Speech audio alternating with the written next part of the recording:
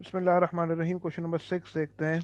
A sample of 36 data values x gave summation of x minus 45 जो कि equals to minus 148 and summation of x minus 45 the whole thing square which is equal to 3089। Find the mean and standard deviation of the 36 values. सबसे पहली बात, substitution क्या है? y is equal to x minus 45, यानी कि y bar is equal to x bar minus 45। हमें निकालना क्या है? हमें मीन ऑफ एक्स निकालना है ना। हमें मीन ऑफ एक्स निकालना है, ये ओरिजिनल वैल्यूज हैं। हमें मीन ऑफ एक्स निकालना है, यानी कि एक्स बार की वैल्यू निकालनी है। मीन ऑफ वाई कैसे निकलेगा? Summation of y over n is equal to x bar minus 45। Summation of y कितना है? जो कि समेशन ऑफ एक्स माइनस 45 है, यानी कि माइनस 148। तो minus 148 upon 36 is equal to x bar minus 45, यानी कि x bar will be equal to how much? Minus 148 divided by 36 plus 45, ये आ रहा है 40.89। तो correct to three significant figures 40.9 लिख देंगे। x bar is equal to 40.9। फिर कह रहे हैं स्टैंडर्ड डेविएशन भी निकालो। अब हमें पता है कि स्टैंडर्ड डेविएशन जो होता है वो स्क्वायर रूट ऑफ वेरिएंस होता है। तो और ये जो कोडिंग हो रही है, इसमें जो सब्ट्रैक्शन हो रही है, इसकी वजह से वेरिएंस ऑफ एक्स और वेरिएंस ऑफ वाई सेम रहेंगे। तो अगर हमें variance in terms of y निकालना हो तो हम ये वाला फॉर्मूला पुट करेंगे, summation of y square upon n minus summation of y over n का होल स्क्वायर, यानी कि वाई बार का whole square. Summation of y over n का मतलब क्या होता है? वाई बार, यानी कि मीन ऑफ वाई। तो पहले हम निकाल लें वेरिएंस ऑफ वाई। तो समेशन ऑफ वाई स्क्वायर क्या है? Summation of x minus 45 the whole thing square, यानी कि 3089।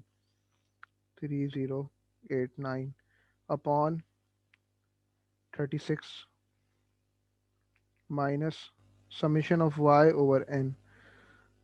समेशन ऑफ वाई हमारे पास कितना है? -148, -148 और upon 36 the whole thing square, यानी कि कैलकुलेटर में पूरी ये चीज़ पुट कर दो। 3089 डिवाइडेड बाय 36 माइनस -148 ओवर 36 का होल स्क्वायर। कितना आ रहा है ये आ रहा है 68.9, 68.904। ये आ रहा है variance of y. Variance of y is equal to 68.904। तो हमें तो स्टैंडर्ड डिवीजन निकालना है। तो स्टैंडर्ड डिवीजन ऑफ वाई क्या है? Under root of 68.904। तो under root of this answer is equals to 8.3, 8.30। Correct to three significant figures 8.30 लिख देंगे। ये स्टैंडर्ड डिवीजन ऑफ वाई है, और हमें पता है कि स्टैंडर्ड डिवीजन ऑफ वाई और standard division of x same रहेगा। ठीक है, क्योंकि पार्ट वन। पार्ट टू का कह रहा है one extra data value of 29 was added to the sample. बिल्कुल वही जो क्वेश्चन नंबर 5 के पार्ट टू में हो रहा था। यहाँ पे क्या हो रहा है? One extra value of 29 was added to the sample. Find the standard deviation of all 37 values. अच्छा, सबसे पहले तो हमें पता है कि ओल्ड मीन हमारे पास कितना है? ओल्ड मीन हमारे पास 40.9 है, यानी कि ओल्ड समेशन ऑफ एक्स हमारे पास क्या होगा, पहले वो देख लेते हैं। पहले हम ओल्ड चीज़ देखते हैं और फिर न्यू चीज़ देखते हैं। पहले हमारे पास नंबर ऑफ ऑब्जर्वेशंस 36 थी। ठीक है, और समेशन ऑफ एक्स हमारे पास कितना था? अगर हम समेशन ऑफ एक्स निकाल लें, ये देखो एक्स बार की जो है ना, ये 40.9 वाली वैल्यू जो है ना, हमने एस्टिमेट ली है। क्यों ना हम old summation of x exactly निकाल लें, यानी कि मैं यहाँ पे एक्स बार की जगह summation of x over n लिख दूँ। ठीक है, तो कितना हो जाएगा एग्जैक्ट? चेक करो। यानी कि आपने करना क्या होगा, एन की जगह आप क्या लिख दोगे? 36। ऐसा ही है, मतलब एन की जगह आप 36 लिखोगे तो -148/36 प्लस 45, जो भी कुछ आ रहा है उसको मल्टीप्लाई बाय 36 भी करना पड़ेगा ना। तो समेशन ऑफ एक्स एग्जैक्टली आपका 1472 आ रहा है।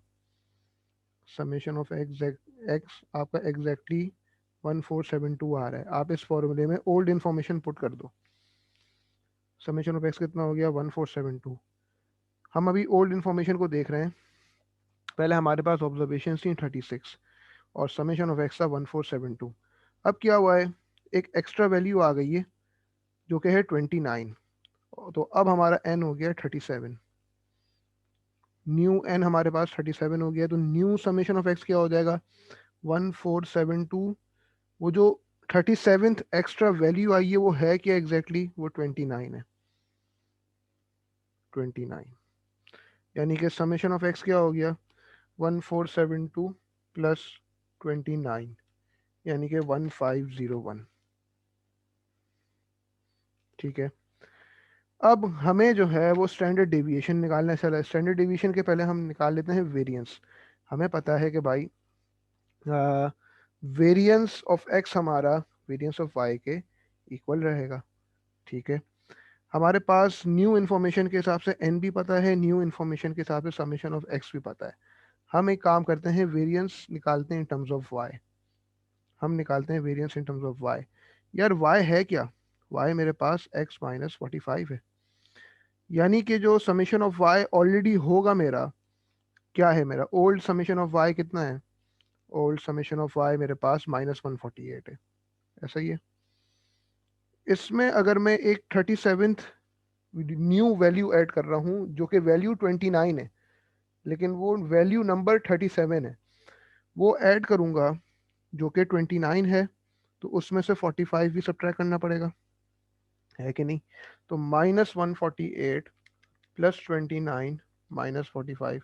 तो न्यू समेशन ऑफ वाई कितना आ गया, न्यू समेशन ऑफ वाई मेरे पास -164 आ गया। हम कर क्या रहे हैं, हर एक्स की वैल्यू को जिस तरह हमने हमने जिस तरह हर 36 एक्स की वैल्यूज में से 45 सब्ट्रैक्ट किया होगा, तो जो न्यू 37th वैल्यू आ रही है वो 37th वैल्यू है क्या 29, उसमें से भी 45 निकाल के हमने ओल्ड समेशन ऑफ वाई में ऐड करा दिया, तो हमारे पास न्यू समेशन ऑफ वाई आ गया और एन हमारे पास 37 है।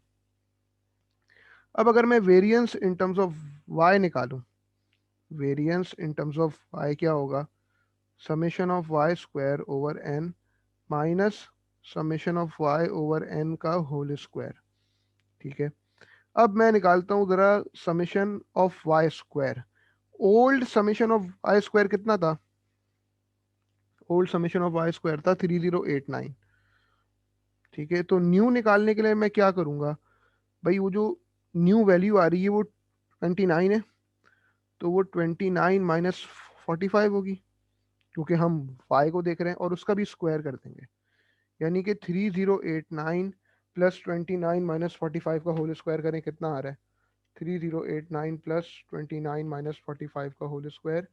तो new summation of y square क्या हो गया 3345। यानी कि new summation of y square हो गया मेरा 3345। मैंने यहाँ पे 3345 लिख दिया। न्यू एन क्या है मेरा 37। ठीक है, न्यू समेशन ऑफ वाई क्या था अभी आपके सामने निकाला -164 और न्यू एन क्या है 37। यानी कि 3345 over 37 -164 over 37 the whole thing square. तो ये पूरा एग्जैक्टली कैलकुलेटर में पुट कर दो, 3345 डिवाइडेड बाय 37 माइनस -164 ओवर 37 का होल स्क्वायर।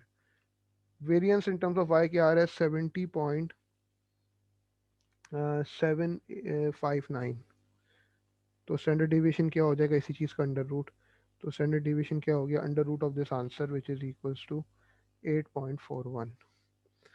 तो हमें पता है standard deviation of y standard deviation of x के बराबर ही हो गया, इसीलिए हमने ये 8.41 निकाल लिया। यानी हमने standard deviation of why he निकाल लिया, क्योंकि कोडिंग करती क्या है, आपकी ज़िंदगी आसान बनाती है, आपके सवाल को आसान बनाता है। समझ आ रही है बात, यहाँ तक कोई मसला किसी को नहीं? क्योंकि देखो ना, हमें समेशन ऑफ एक्स स्क्वायर थोड़ी पता था, हमें तो समेशन ऑफ वाई स्क्वायर पता था सवाल में, और समेशन ऑफ वाई पता था। एक्स की एक्स के हिसाब से निकालने जाते तो काफ़ी लंबी हो जाती भाई। यही कोडिंग का मकसद होता है। कि आपका क्वेश्चन नंबर 6, अगला सवाल देखते हैं। ठीक है,